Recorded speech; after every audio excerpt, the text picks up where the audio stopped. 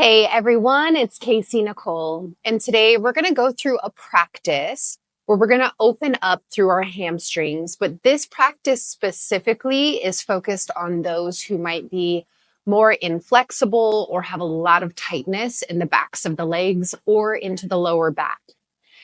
There are different ways of doing the same thing within the yoga practice, and sometimes just switching the positioning of our bodies, we can experience the stretch in a completely different way. So I'm going to show you really quickly a very common shape that happens when we're trying to practice hamstring stretches, and then how we can take it into a different position to actually get into our hamstrings a lot more effectively. We will also target into the inner hips and into the groin. So I would recommend having a strap available. A strap is a great way of creating extra length for your arms to grab a hold of your feet without curling the spine. Now, that's going to be the major emphasis here, is a lot of times when we're going for a forward fold, we get a lot of rounding in our backs, and that's exactly what we're trying to eliminate. The more that the back can become flat and straightened, the more we're going to direct the stretch into the backs of the legs. The back curling is just a way of trying to go deeper into the position when the pelvis and the hamstrings are not necessarily allowing more motion to happen. So what typically happens, and this is kind of the example behind that, if you're in a seated position with the legs long and you're trying to go for a seated forward fold, seated positions tend to put a lot more strain on the lower back just because we need better pelvic positioning. And sometimes it's very difficult to get into from a seated position. So I'll show you a quick modification for this first, and then we'll take it into a different position to feel it even more. So when we have tight hips, hamstrings, or lower backs, what typically happens is the tail wraps under, right? The hamstrings are really tight, so it's pulling here, which forces the lower back to round. And then when we go for the forward fold, we end up reaching and creating a lot of compression in the spine. We get this real rounded positioning as we're trying to reach down. And what ends up happening is we feel more into the lower back. We feel almost that compression and that strain on the lower back versus feeling that nice deep stretch into the hamstrings, which is what we're looking for. So first, just an option that you can do from a seated position on your own, or if you're taking a class, this is something you can do to better feel your hamstring stretch from a seated position. So contrary to popular belief, your legs do not have to be straight in order to feel a hamstring stretch. In fact, we want to work more on the pelvis and getting the back straight so that we can feel the hamstrings more. So sometimes all that is just sitting up nice and tall, activating through the quadriceps and reaching through the feet. Sometimes people can feel enough of a stretch right here in this position. But oftentimes the pelvis is still tucked, and it can often feel like it's cemented. It's glued into place, like you can't really move it very much. And in order to move it, we need to change our legs. So what we're going to do is I'm going to bend my knees. And as I bend my knees, I'm going to lean forward. I'm going to walk my sit bones back, the bones at the very base of your pelvis. You're going to walk them back. And sometimes it's nice to kind of grip the flesh, pull it back, and do the other side. Now, by doing so, you create more length into the lower back. Then when you sit up nice and tall, you feel more stacked and aligned versus tucked and curled. Now, you can keep the knees bent and then just focus on taking your fold from here. Or you can keep the back straight and work on pushing forward through the heels, straightening the legs until you find the right amount of resistance. Remember, we're not just going to straighten the legs again and force the back to curl again. We want to be able to find that space where the back can stay flat, nice and long as we fold over, and just finding that right amount of tension. Okay, so bending the knees will help to alleviate some of the tension off the back and hamstrings, which will help you find more movement in your pelvis. All of the movement is in the pelvis. So ideally, you should be able to tip the pelvis forward and back to create the motion, and the spine simply follows. You do not have to pancake down. Your head does not have to touch your knees or your shins. Your hands do not have to grab your feet. In fact, we talked about the strap as being an extension. Now it's extending the arms. You don't have to grab your feet, but you're still holding on to them, still using them as leverage, but keeping the back nice and flat. I hardly ever pancake all the way down. That's a pretty deep position for me. And it's a pretty deep position for most people unless you have really, really open hamstrings. So if you're just warming up, don't think about folding all the way in. Think about elongating and just hinging at the pelvis until you feel sensation. Okay. So that is from a seated position. You can also prop your hips up or sit onto a blanket, which will help to naturally tip the pelvis a little more forward. The more the sit bones draw back, the more you're going to create length and lift into that lower back. Okay. Now, from seated position, this applies to all forward folds, maybe both legs, maybe one leg is long, maybe a butterfly position, maybe a straddled position. There's plenty of positions where you can make those slight adjustments, bend the knees a little bit, and then find more space or prop the hips up. Now, if you want to go deeper into the position, I highly recommend taking this down onto your back. When you come down onto your back flattens out and it has the support of the ground so that you don't come into a curled spine, right? Your hips, if they start to curl off the ground, it's easier to kind of ease out of the position and the back stays flat, grounded, and you have a better pelvic positioning. So I'm going to show you first, and we're going to do it together. As I come down onto my back, I'm going to take my strap with me. I'm going to strap around the foot and I'm going to lift it up. Now I'm going to actually switch legs just so you could see a little bit better. With my legs split, notice how my back is nice and flat. My hips aren't curling off the ground like they would from a seated position when we start to get that curled under position. We don't have to worry about that as much. But you'll notice that you won't be able to straighten the leg quite as much, maybe as you're used to from a seated position. So this is just taking the modification of bending the knees, but you're doing it from a reclined shape. So you can just straighten as much as you can, or because we have the space to do so from our backs, you can take the leg more forward until it straightens out. It does not have to be directly over the hip line. When we're in an upright seated position, we are directly over. We create this 90-degree bend into our waist as we fold over. So there's not a whole lot of space unless we drop back on our hands and work here, which is still effective, but I like it on the back better. And I tend to find that my students prefer from a reclined position. So back is going to stay flat, and then we can find kind of that threshold for how deep we can go into our hamstring stretch from here. So go ahead and make your way down onto your back and take a strap with you. Let's start by just bending the knees, feet flat on the floor.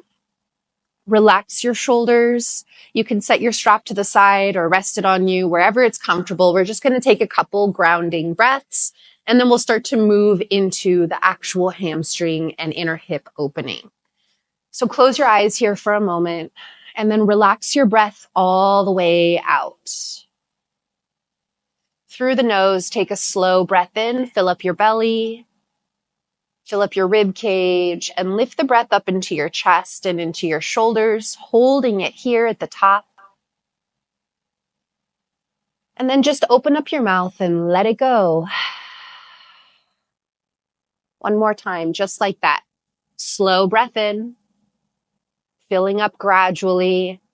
Really open up through the torso. Hold it at the top just for a moment. And then open up the mouth and give a deep sigh out. Now we're going to do one more, but it's going to be through the nose the whole way. Slow breath in, gradually expand.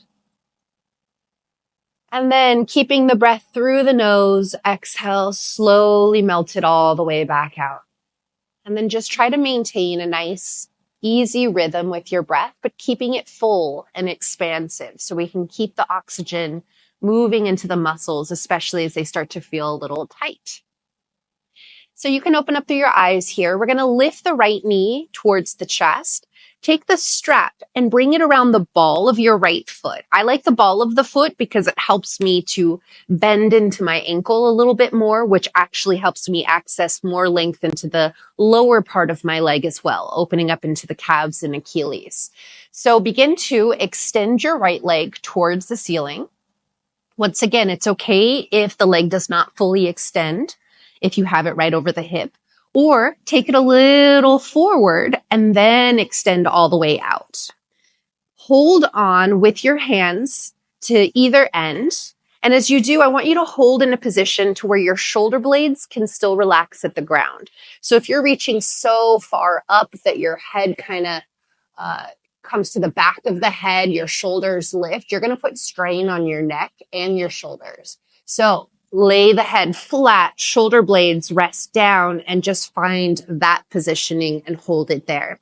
Now your left knee can be bent, or you can straighten out the leg. If straightening out the leg puts too much tension in the body or into the lower back, just rebend the knee. It's totally fine. Same sensation, just in a slightly different variation. If the leg is fully extended, try to keep it just as active. Now through the top leg, heel up, and I'm pulling on the strap just slightly. I'm not using too much effort or force, just enough to feel that opening into the lower part of my leg.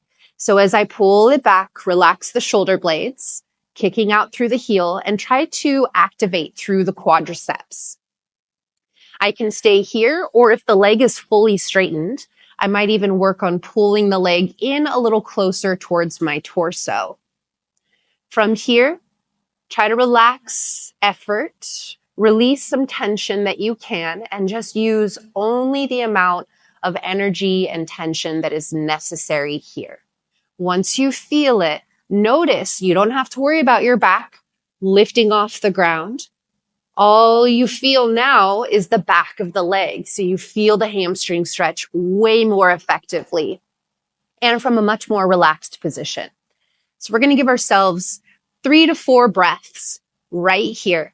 So if you want to take those deep breaths in and just open up your mouth and sigh, you can do that. If you want to get your breath more into an in and out through the nose rhythm, you can do that. The opening up the mouth and sighing just helps to release excess tension or heat. So use your breath accordingly. What do you need? If you can regulate your breath, keep it smooth and slowed down, just breathe in and out of your nose and just find the rhythm that helps you to relax and drop into this space. A few more breaths here on your own.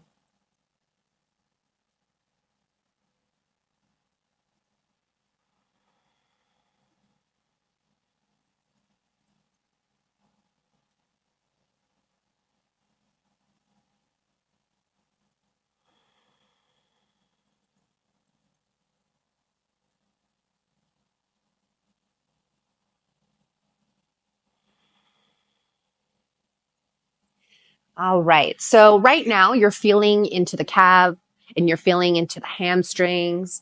So now we're going to take it a little bit more into the inner hip and groin. You're still going to feel the hamstrings, but we're going to just take a slightly different angle.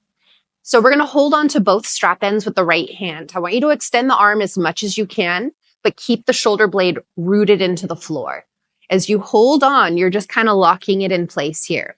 Your left hand is going to rest on top of your left hip bone. And just keep it grounded down. Don't let it lift off the floor, okay? This is just a reminder to keep it down.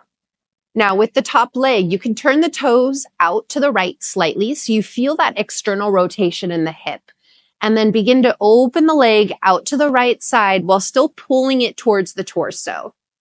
And just find where that tension is, where that resistance is. And once you feel that edge, just hold there and make sure you can take deep breaths. If your hip starts to curl off the ground to go deeper, you've gone too far.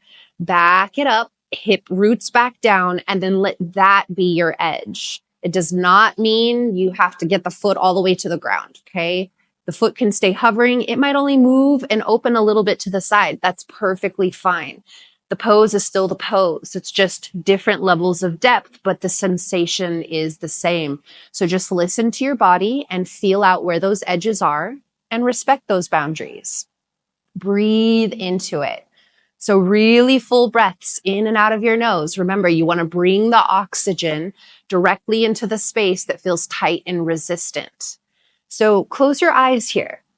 Active through your legs. With the leg that's out to the side, imagine your heel is just slightly angled up and your toes are slightly angled down so you get that external hip rotation. I'm going to take about 4 more slow breaths in and out of your nose. Feel free to open up your mouth and sigh if you have excess tension that needs to be released. Otherwise, just visualize where you want your breath to go and let the breath follow.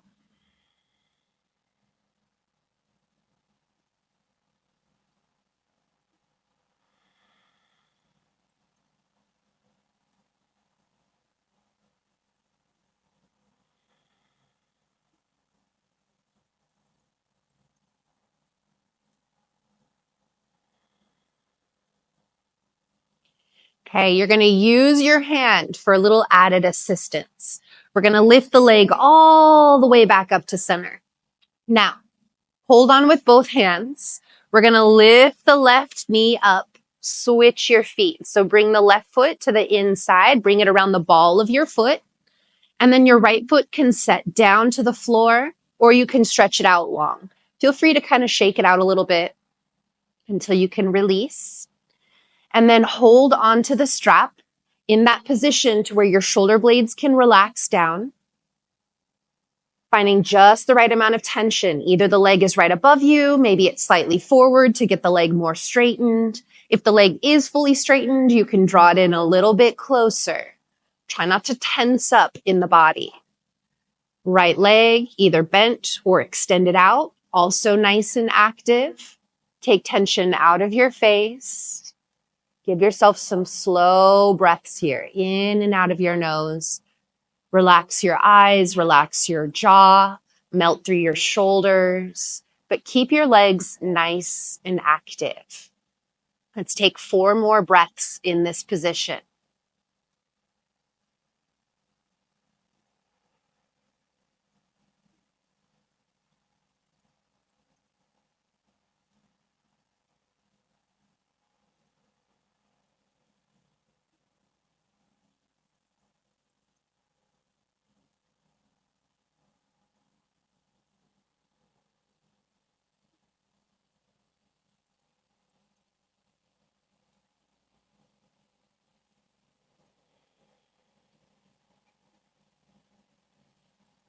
One more breath here for good measure. Okay, let's take both ends of the strap into your left hand. Once again, we're going to extend it fully out while keeping the shoulder blade down on the ground, and then just hold on to both ends. Now, once you have that tension, right hand to the top of the right hip to keep it grounded. Take the top leg, angle the toes slightly out to the side, and then let the leg swing open to the side, but you're still pulling it in towards your torso. It's just not swinging out away from you. It's also drawing in. So as it opens, feel that tension point, that edge. Right hip stays down. With the leg out to the side, heel angles up, toes angle down as much as you can. Even if the leg is up higher, that's okay. Take it to the level of depth that feels most appropriate in your body at this moment, and make sure you're honoring your edges. You're not pushing past them or being forceful.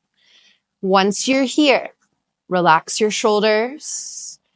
Find that right amount of tension. I'm going to take 5 slow breaths in and out of the nose. There's no rush. Just let your eyes sink back. Soften the muscles within the face. Use only what's needed, and then visualize that path of your breath and where you want it to go. Wherever you feel the most tension or resistance, bring it there.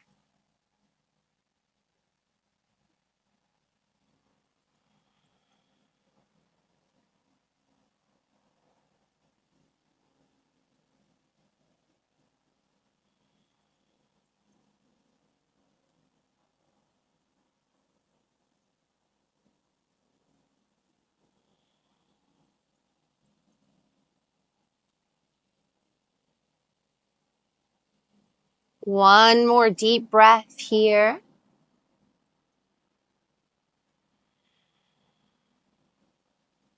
Use your hand to help lift the leg all the way back up. We're going to bend the knee, release the strap off of the foot. You could set the strap off to the side. Stretch your left leg long.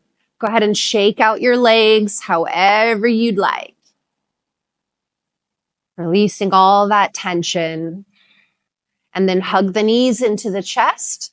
We're going to come up to a seated position. You can either roll to a side and press yourself up, or just use a little momentum to rock yourself up into a seated position. So let's just quickly take hands to your heart, close your eyes, lift your spine. Take a deep breath in, and then just open up your mouth and let it go. Thank your bodies for all that they can do for you.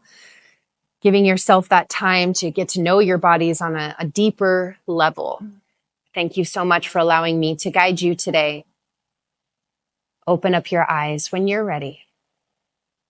So this was a total game changer for not only me and my own practice when I was first starting and had really, really tight hips and hamstrings, but it's also one of my go-tos when I'm teaching my students so that they can better effectively move into the space of their hamstrings without putting extra force or tension on the lower back or on the pelvis. Once we learn that it's all in that pelvic positioning and that we can take different shapes to feel the same thing in different ways to accommodate our bodies, the practice really opens up in a lot of ways. So I would love to hear how this worked for you, especially in comparison to more of the seated forward folds, the differences in those sensations. So feel free to share in the comments, share with someone you think may enjoy this.